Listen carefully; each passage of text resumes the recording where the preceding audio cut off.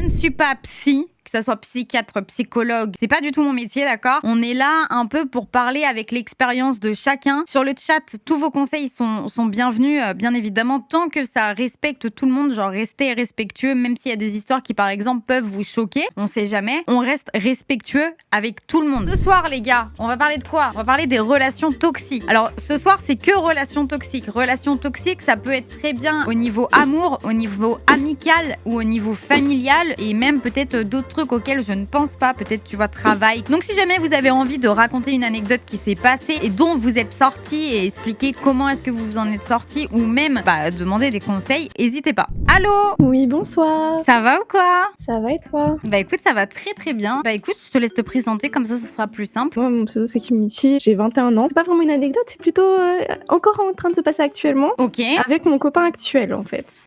Ok. Et pour bien comprendre la chose, je vais expliquer dès le début. Je l'ai rencontré déjà sur Discord, grâce à un groupe de potes Discord. Tu l'as rencontré il y a combien de temps? Je l'ai rencontré maintenant, ça fait 7 mois, justement aujourd'hui en plus. Ok, donc t'avais déjà 21 ans ou 20 ans? Non, j'avais déjà 21 ans. Ok, et lui? Et lui en a 23. Je vais être claire, c'est mon premier amour, alors que j'ai eu énormément de relations avant, mais bon, ça c'est moi comment j'étais avant, j'étais très toxique.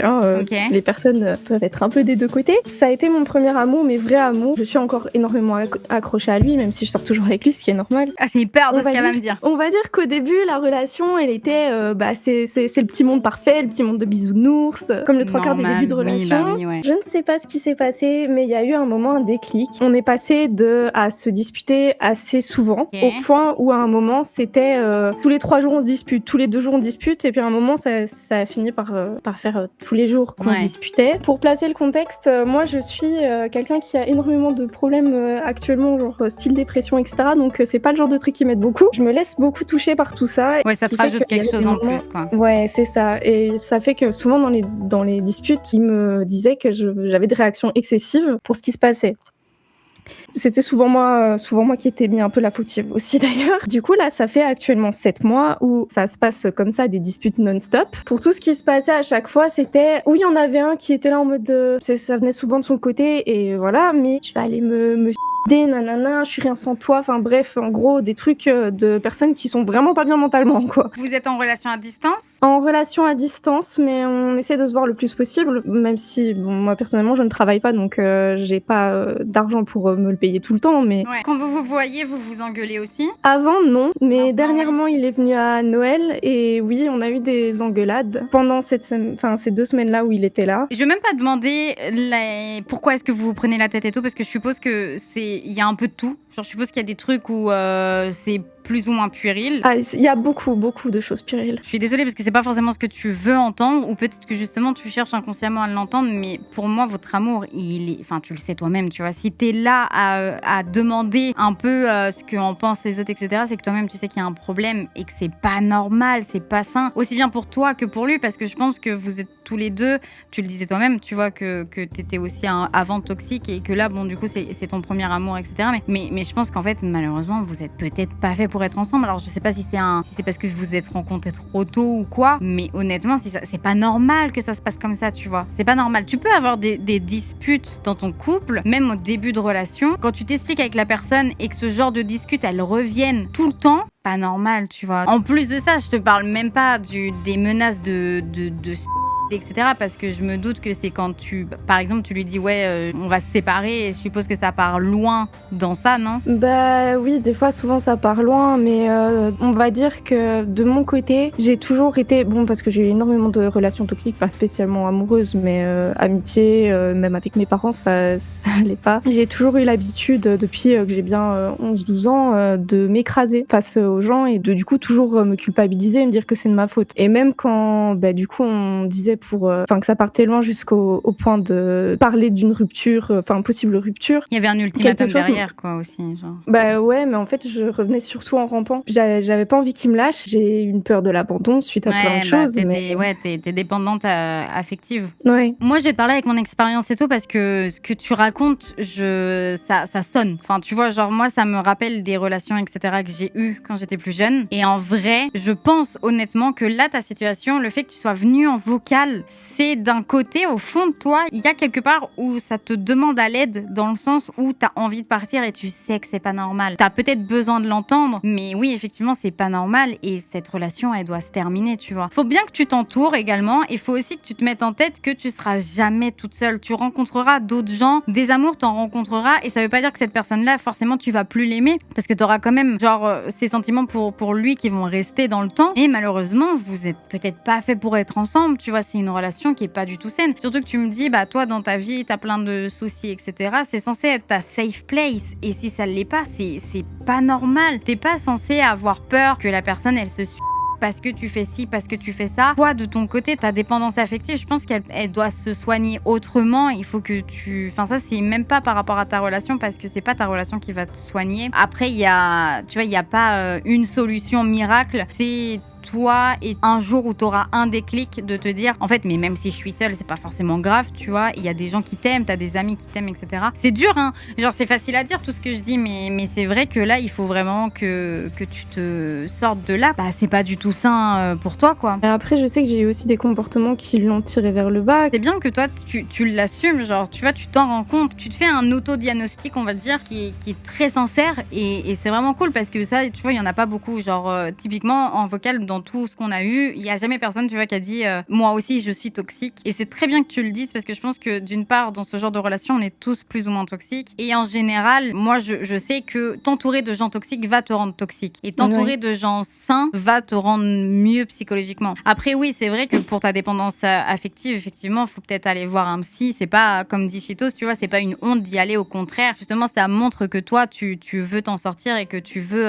tu veux aller plus loin et avancer là-dessus. Il faut aussi que tu te mettes en tête que ton passé te définit pas. Que peu importe ce que tu as vécu et tout, ton passé, il faut vraiment que tu arrives à te dire c'est derrière toi, et il te reste plein de choses à voir, plein de gens à rencontrer, et il faut que tu arrives à devenir la meilleure version de toi-même. Et ça, malheureusement, il faut aussi que tu passes par le fait de t'éloigner des gens qui te sont toxiques. Même si tu les aimes, c'est difficile, mais t'as pas genre une amie avec qui tu sais que c'est une safe place et qui pourrait t'aider justement à passer, j'allais dire à passer à autre chose, mais à avancer là-dessus? Faut dire que mes amis, il y a une grosse partie qui m'ont déjà fait énormément du mal, et puis il y en a d'autres qui, dans mes amis, c'est très rare ceux qui sont vraiment là à comprendre, en fait, parce que j'ai plus l'impression qu'ils vont toujours se prendre un parti, et c'est un truc que j'aime absolument pas. Si je dois avoir une safe place, je veux pas qu'ils prennent parti entre moi et mon copain. Là, le 3/4 de mes amis, c'est ça, c'est qu'ils prennent plus mon parti que celui de mon copain, et je suis là en mode non, je préfère à la limite entendre d'une personne, même si c'est ma safe place, de me dire t'as fait de la merde, plutôt que quelqu'un qui va faire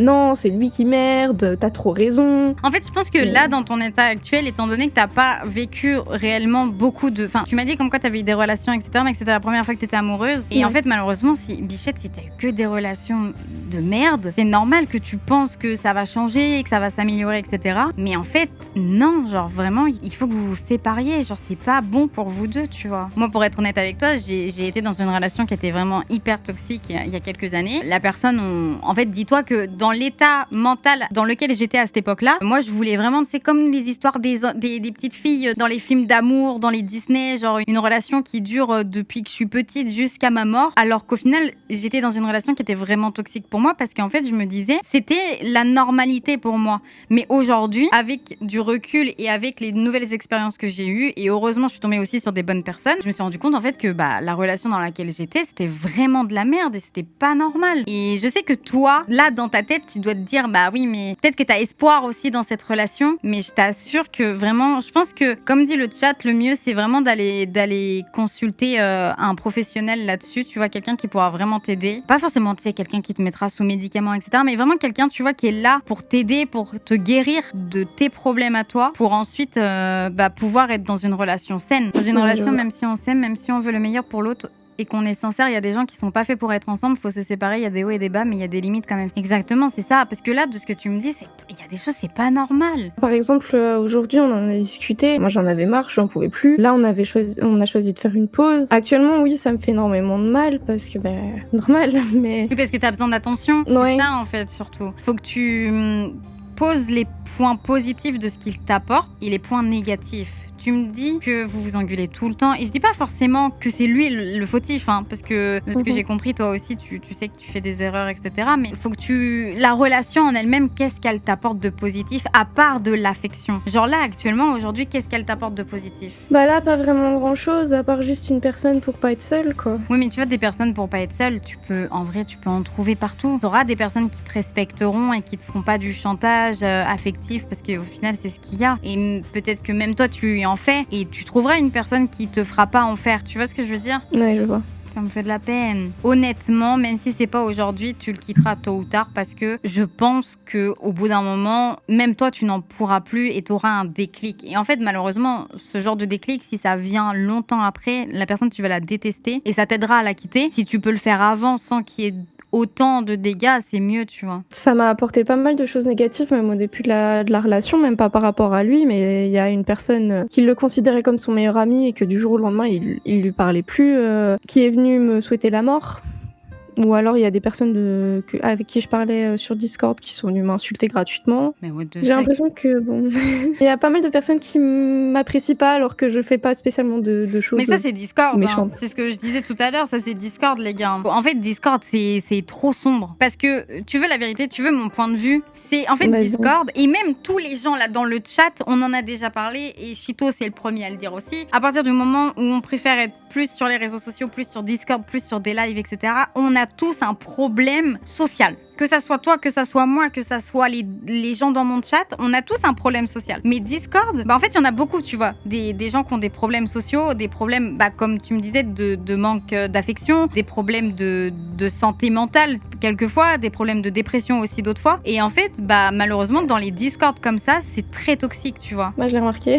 Du J'en ai fait énormément l'expérience. Faudrait que tu arrives un peu à te détacher de ça, même si c'est difficile, parce qu'au final, je pense que ça fait partie grandement de ta vie, mais il faut que tu arrives un peu à prendre du recul là-dessus. C'est ça, faut que tu prennes ta vie en main et que tu laisses pas les réseaux prendre le pas dessus. Est-ce que tu es déjà suivi ou pas par quelqu'un? Je l'ai été à un moment, mais c'était pas, elle faisait pas de la bonne manière en fait.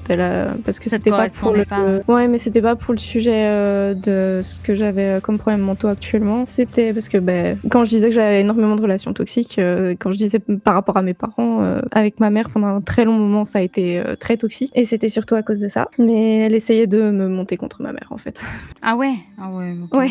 Ouais, donc pas forcément de la bonne manière, effectivement. Il faut vraiment que t'arrives un peu à savoir ce qui est le mieux pour toi et surtout pour le futur, pas pour l'actuel. Parce que oui, quitter quelqu'un, c'est difficile, surtout si t'as besoin de beaucoup d'attention, c'est très difficile à vivre. Mais il faut que t'arrives à trouver un truc qui remplace ça. Tu vois, ça peut être le sport, ça peut être les jeux, ça peut être le stream, typiquement. Tu vois, genre tu peux te lancer dans le stream, j'en sais rien, peut-être que tu le fais déjà, mais ça peut être plein de choses. En fait, il faut que tu trouves une activité qui est saine. Hein. Va pas faire je sais pas quoi, tu vois, mais un truc simple pour toi, une passion exactement, quelque chose qui te prend du temps, où t'as vraiment la tête dedans et qui te permet un peu de te renfermer dans une bulle, qui t'évite justement de penser aux choses qui te font du mal. Alors bien évidemment, ça veut pas dire que ça ne te fera plus de mal. Tu vois, une fois que t'auras terminé ton activité, tu vas y repenser, tu vas sûrement pleurer, tu vas sûrement vouloir reprendre contact, mais ça, il faut vraiment, si t'as quelqu'un qui peut t'aider là-dessus, il faut vraiment que tu dises à cette personne, tu vois, de t'empêcher de faire ça. En fait,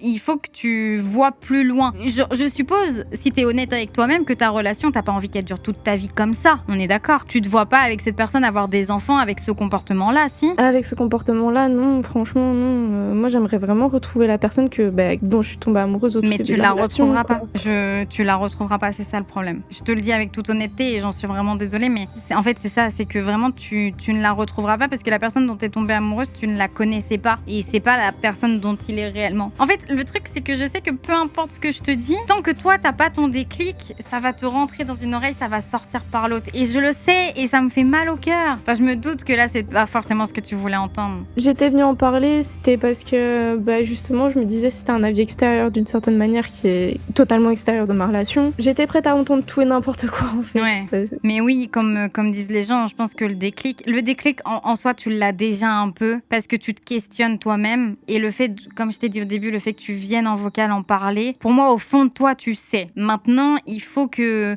t'arrives en fait, tu vois, il faut que tu y arrives et il faut que le déclic soit plus fort et ça peut prendre du temps, hein. Potentiellement que tu y retourneras, que tu retourneras avec, que vous allez avoir des engueulades et je pense qu'au bout d'un moment, juste tu pourras plus et ça sera terminé et ça va exploser. Mais oui, je pense qu'en vrai, tu y arriveras. Faut juste que tu sois bien accompagné là-dedans. Moi, si je peux te conseiller, c'est...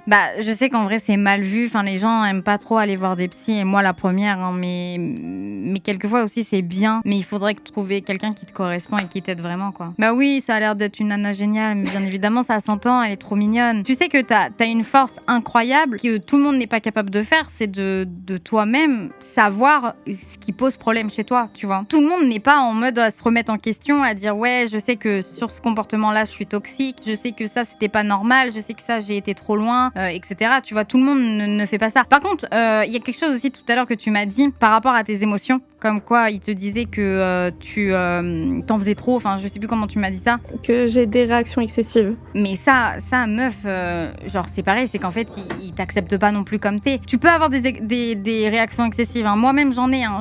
Vraiment, je suis hyper émotive, donc des fois, tu vas me dire un truc, je vais me mettre à pleurer pour rien. Des fois, je suis tellement sur les nerfs que le moindre petit truc, ça va m'énerver. Moi-même, j'ai des réactions excessives, mais par contre, la personne qui est avec moi, elle le sait et elle m'accepte comme ça. Et tu vois, elle sait comment réagir quand c'est comme ça. Elle sait qu'elle doit me laisser tranquille ou elle sait qu'elle doit me parler. Elle sait que...